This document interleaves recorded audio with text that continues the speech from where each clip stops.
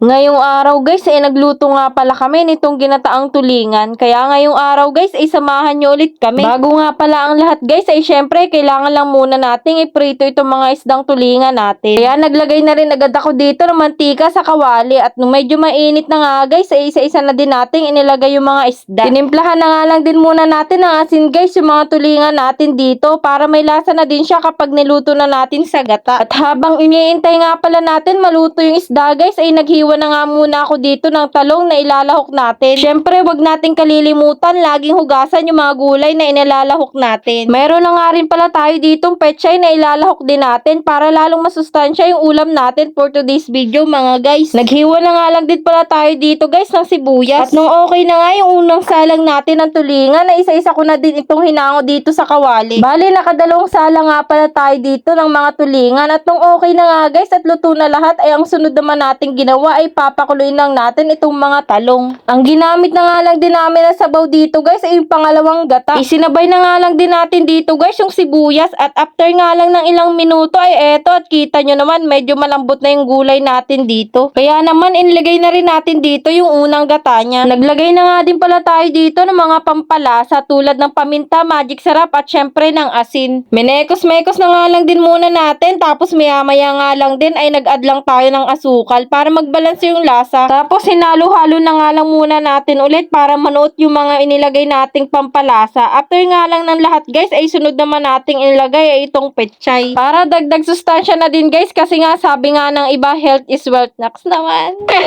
Sana yun. Kaya wag basta prito lang, i-level up natin yon. Lagyan din natin guys kahit paminsan-minsan ng mga masustansyang gulay para lagi makulay ang buhay. Tama. Sana yun. Makaraan nga lang guys ng ilang minutong pag-aanday at nang medyo malambot na nga din yung mga pechay natin ay inilagay na din natin dito yung mga prinito natin na isdang tulingan. At makailang saglit nga lang din guys at eto na't luto na yung ginataang tulingan natin. Grabe guys, sobrang sarap din pala nito sa bahaw. At paniguradong wala munang diet kapag ganitong masasarap ang mga ulam. Tama. Sana yun. At shoutout nga pala dito sa pinsa namin na lagi nanonood ng upload natin. Kay Kuya Carlos de la Cruz Manahan, ayan, maraming salamat sa support na insan. Ingat kayo at God bless palagi. So, ayun na nga guys, balik na nga pala tayo dito sa ginagawa natin. Isinalin ko na nga pala dito sa lalagyan itong niluto natin na ginataang tulingan. Sana yun. Dito nga guys, nauna nang kumain itong kapatid ko at si Papa. Medyo nagugutom na daw sila kaya mauna na daw muna sila kumain. Kaya hanggang dito na lang muna ulit guys. Wag sana kayong manawang manood ng mga upload natin. Paki-like, follow, and share na din guys. Ayun lang. Bye-bye!